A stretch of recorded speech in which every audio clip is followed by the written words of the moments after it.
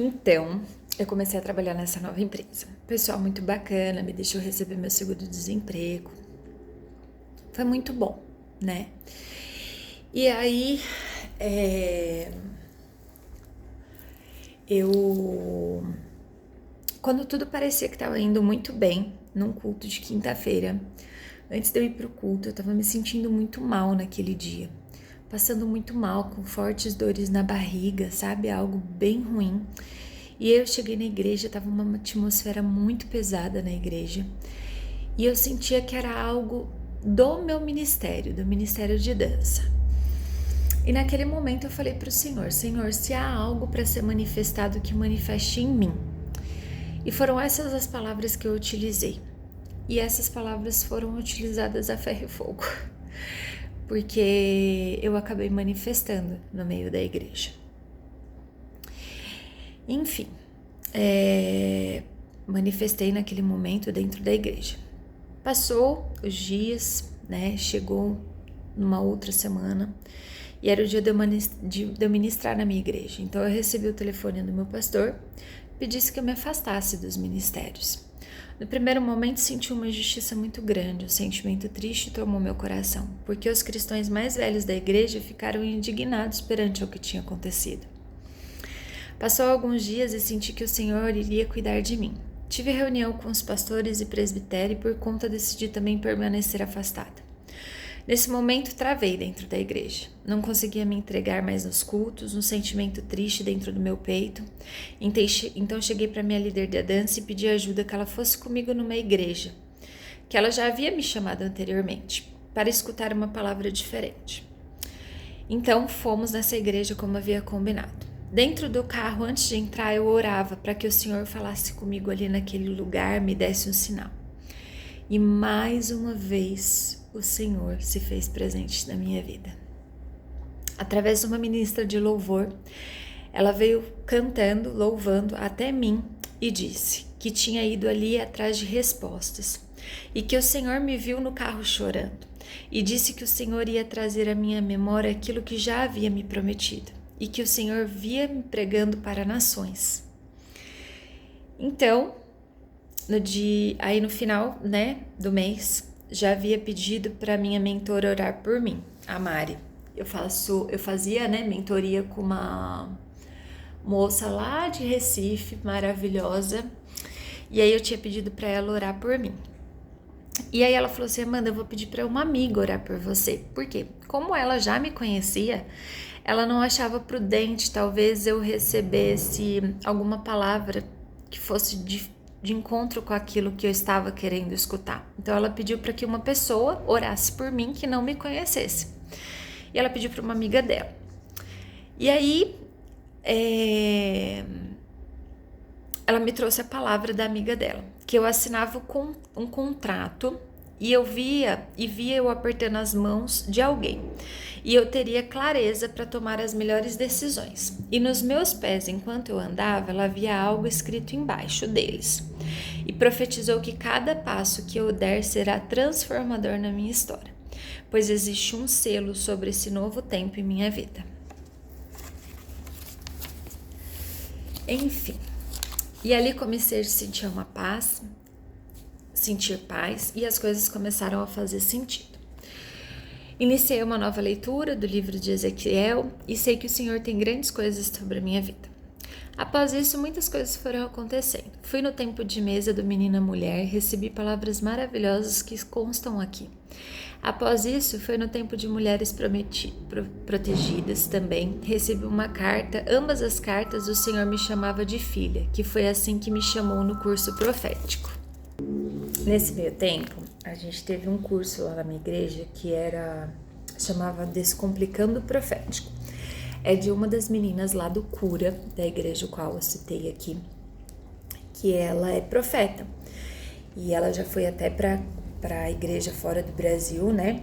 Na Betel, BSS, uma coisa assim, não me lembro o nome certo, porque ela é uma profeta mesmo, muito, muito, muito usada pelo Senhor. E ela dá esse curso. E aí uma das coisas que o Senhor pediu para fazer entre a gente é que era para saber como o Senhor nos chamava, qual era o nome que Ele nos dava. E naquele momento eu só escutei a palavra filha. E eu falei, meu Deus, será que é isso mesmo? Eu tô escutando coisas na minha cabeça. Enfim, eu falei, né? E logo depois o meu pastor me chamou e falou assim, Amanda, se você não tivesse falado, eu ia falar, porque o Senhor me trouxe essa palavra também sobre a sua vida. Então eu tive a confirmação que era aquilo mesmo. Meu nome para ele é de filha, né? Enfim, os dias foram passando, mas ainda me sentia deslocada na igreja. Então fui para o acampamento da casa de Joel e ali minha cabeça virou. Tudo mudou.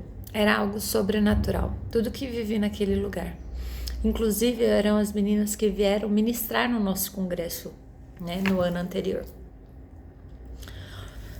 Quando eu achei que estava tudo bem, elas vieram dar uma palavra aqui, né, no nosso congresso. E foi ali que eu conheci elas, né? E é uma igreja lá em Rio Preto que chama Cabana Church. E eles têm vários programas, né? Um deles que eu fui chama Menina Mulher, da pastora Jéssica, que é algo...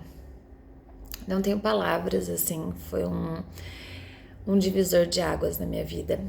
E depois eu fui no Mulheres Protegidas também, que foi algo sobrenatural. Nós fizemos 7 mergulhos de Naamã ali. E depois eu fui nesse acampamento da casa de Joel, que é do pastor Ângelo e da pastora Vanessa. Eles são pessoas muito usadas pelo Senhor. É um acampamento só de jovens, mas jovens sedentos por Jesus. É algo sobrenatural. Eu já fui em muitos acampamentos de jovem, mas assim, igual aquele, eu não consigo explicar. Eu não consigo explicar, é algo fora do normal que eu vivi ali. Jovens caídos no chão, caídos no espírito. Eu não sei explicar. Eu não sei, é algo sobrenatural. Algo sobrenatural. E ali eu fui ministrada por várias palavras, né? Testificações de palavras que eu já havia recebido também. Enfim. Quando tudo estava bem, né? Veio uma fatura do meu cartão de crédito, que já estava atrasada. E me desestruturou inteira.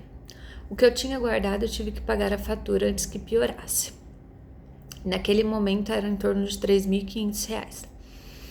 E Satanás sabe onde mexe comigo, que é na minha área financeira, que é a área que mais me machuca, é a área financeira. Mas pelo fato de eu não, naquela época, né, de eu não saber administrar as coisas, né? Então hoje eu sou muito controlada em todos os sentidos, minhas contas são todas anotadas, tudo muito rigoroso, assim.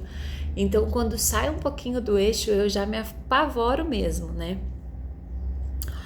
E logo após isso, precisei trocar 2 pneus do meu carro.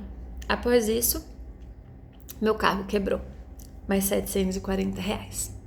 E para ajudar, o dentista disse que a Ana iria precisar trocar o aparelho. Ou seja, uma bagatela mais ou menos de R$1.000 e poucos nessa brincadeira.